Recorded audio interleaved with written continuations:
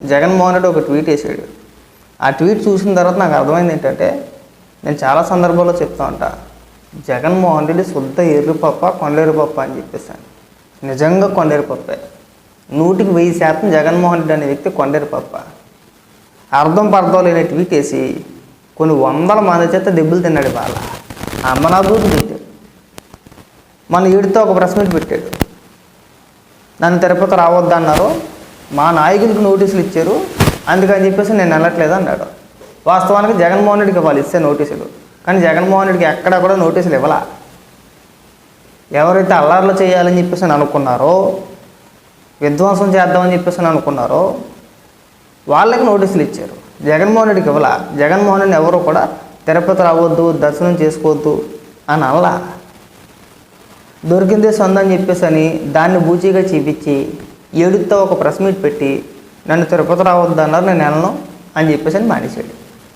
మానేసి వాళ్ళ ఏమని ట్వీట్ వేస్తాడంటే, చంద్రబాబు నాయుడు గారి తర్వాత ఒక ప్రెస్ మీట్ పెట్టి నేను ఎవరు రావద్దు అన్నాడయ్యా, నీకు నోటీసులు ఇవ్వలేదు కదా అని చెప్పేసి ఆయన మాట్లాడాడు.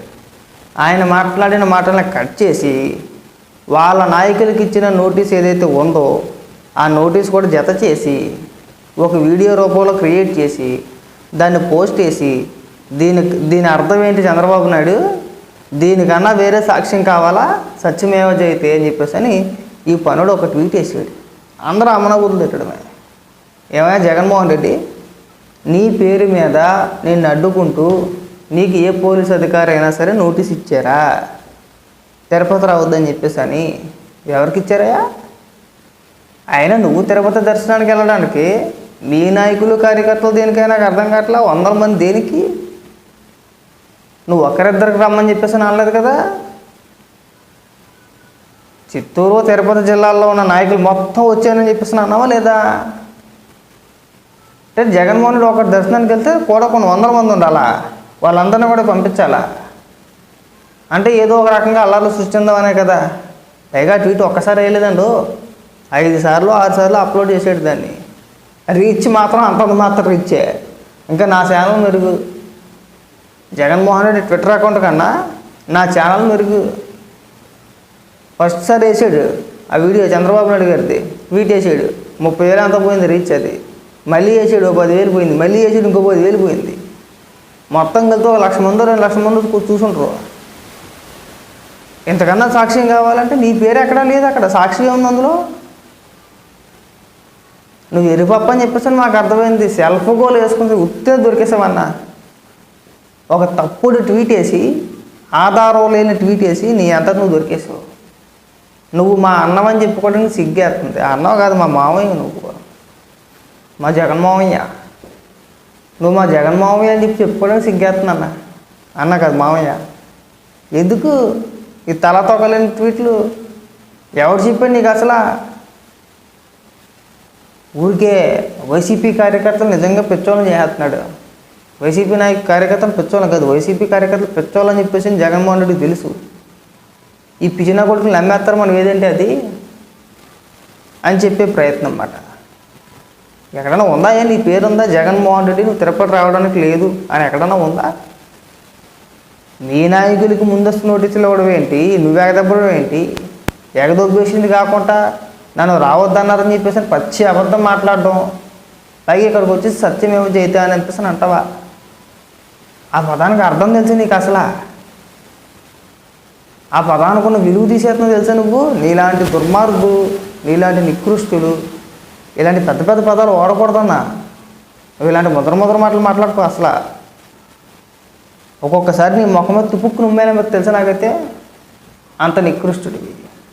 ఇక్కడికి నువ్వు వచ్చి పెద్ద పెద్ద పాఠాలు చెప్తున్నావు కదా, కింద మీ కార్యకర్తలు ఏమని ట్రోల్ చేస్తున్నారు తెలుసా నీకు? చంద్రబాబు నాయుడు గారిని కానీ, నారా లోకేష్ గారిని కానీ ఏ పారిశ్రామికవేత్త కలిసినా మీరు మా రాష్ట్రంలో పెట్టుబడులు పెట్టకండి అని చెప్పేసి ట్విట్టర్లో వాళ్ళని ట్యాగ్ చేసి పోస్టులు వేస్తున్నారు, వాళ్ళని బెదిరిస్తున్నారు, వచ్చే పరిశ్రమలు రాకుండా చేస్తున్నారు. అది నీ ఆదేశాలతో. మీ పార్టీ ఆదేశాలు లేకుండా, నీ ఆదేశాలు లేకుండా కార్యకర్తలు అంత దూరానికి దిగజారిపోరన్నా. అంటే ఏంటి? రాష్ట్రంలో ఎవడు బాగుపడకూడదు, ఎవరికి ఉద్యోగాలు రాకూడదు, ఎవడు పని చేసుకోకూడదు, సంపాదించుకోకూడదు. ఒకవేళ వాళ్ళు సంపాదించేసుకుంటే మనం ఇచ్చే 15,000 రూపాయలకి 10,000 రూపాయలకి ఎవడో ఆశపడ్డు. తర్వాత మన రాజకీయం చేయలేము. మన రాజకీయ జీవితం సమాధి అయిపోయినట్టే, మనం నాశనం అయిపోయినట్టేనే. దీంతోనే కదా నువ్వు ఇంత దారుణానికి ఒడిగట్టావన్నా. అన్న కడుపు అన్నం తినేవాడు, మనిషి పుట్టకు పుట్టినోడు ఎవడైనా సరే మన రాష్ట్రానికి పరిశ్రమలు వస్తున్నాయంటే ఎవడైనా వద్దంటాడన్నా. మిమ్మల్ని చూస్తున్నామన్నా. పరిశ్రమలు మా రాష్ట్రానికి రావద్దు అనే రాజకీయ పార్టీని, అనే వ్యక్తుల్ని, అనే మనుషుల్ని మిమ్మల్ని చూస్తున్నాం. ఎక్కడ ఉండదన్నా. ఇంకా సంతోషపడతారు, సంబరపడతారు. పోలేరా బాబు, పలానా పరిశ్రమ వస్తుందంట. మన రాష్ట్రంలో ఏ ప్రాంతంలో పెట్టినా సరే ఆ ప్రాంతంలో ఉన్న వ్యక్తులకి, చుట్టుపక్కల గ్రామాల్లో ఉన్న ప్రజలకి ఉపాధి దొరుకుద్ది. చదువుకున్న వ్యక్తులు ఉంటే ఒక మంచి పొజిషన్ ఉంటుంది. చదువుకోకపోతే ఏ కూలి పనో లేదంటే ఏదో ఒక పని దొరుకుద్ది. అందులో కనీసం లేబర్ పని అయినా దొరుకుద్ది కదా. పరిశ్రమలో దొరకకుండా అయితే పోదు కదా, ఉపాధి దొరుకుద్ది కదా. అబ్బే అవన్నీ ఏమి రాకూడదు, అవన్నీ ఏమి ఉండకూడదు. జనాలు సంవత్సరం పాటు అడుక్కు తినాలి. మనం ఇచ్చే 10,000 రూపాయలు 15,000 రూపాయల కోసం ఎదురు చూస్తూ ఉండాలి. ఇది జగన్మోహన్ రెడ్డి రాజకీయం. మరి ఈ పెద్ద మనిషిని అసలు ఏమన్నాను? అసలు మనిషి అనాలా, పశువు అనాలా? నేనైతే పశువనే అంట. అడ్డంగా దొరికేస్తుంది. ఊరికే ఒక ట్వీట్ చేసి అడ్డంగా దొరికేసాడు. మిగిలి ఎవడో నమ్ముతాడే అసలు జగన్మోహన్ రెడ్డి? నువ్వు ఎప్పుడు మాట్లాడావయ్యా? మొన్న మాట్లాడు, శుక్రవారం నాడు మాట్లాడావు నువ్వు ప్రెస్ మీట్ పెట్టి. ఈ రోజు గుర్తుకొచ్చిందని నిద్రపోయావా? 3 రోజులు నిద్రపోయావా? మందులు దెబ్బ అనుకుంటా కదా. ఆ పిచ్చికి మందులు వాడతాడు. ఆ ఎఫెక్ట్ ఇదంతా కూడా. ఆ మైకు ఇప్పుడు దిగింది, దిగ్గాని ఇప్పుడు ట్వీట్ చేసాడు. జనాలు మర్చిపోతారు అనుకుంటున్నావా? జనాలు పిచ్చోళ్ళ అంటే నువ్వు ఒక అబద్ధాన్ని తీసుకొచ్చి నిజం అని చెప్తే నమ్మేస్తారు అనుకుంటున్నావా? అబద్ధం ఎప్పుడు అబద్ధమేనా? నువ్వు ఎంత గింజుకున్నా వర్కౌట్ అవుతావు. నువ్వు వచ్చి చెప్పు.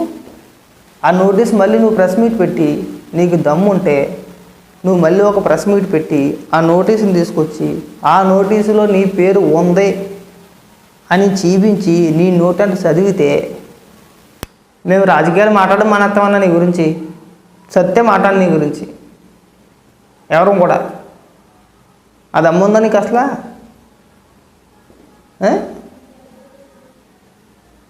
ఎందుకు ఈ సవట మాటలో? జనాలు ఎదవలు చేసే మాకన్నా మన ఎదవతనాన్ని ప్రజల మీద రుద్దేసే ప్రయత్నాలు చేయమాకండి. జనాలను గొర్రెలు చేయమాకండి. వాస్తవాలు చెప్పే ప్రయత్నం చేయండి. దొరికేసావన్నా, దొరికేసిన తర్వాత నా తిరుపతి లడ్డు వ్యవహారంలో ఖచ్చితంగా నీ పాత్ర ఉంది, 100% లేకపోతే ఇంత పచ్చిగా నువ్వు అబద్ధాలు మాట్లాడాల్సిన అవసరం నీకు లేదు, మాట్లాడవు కూడా.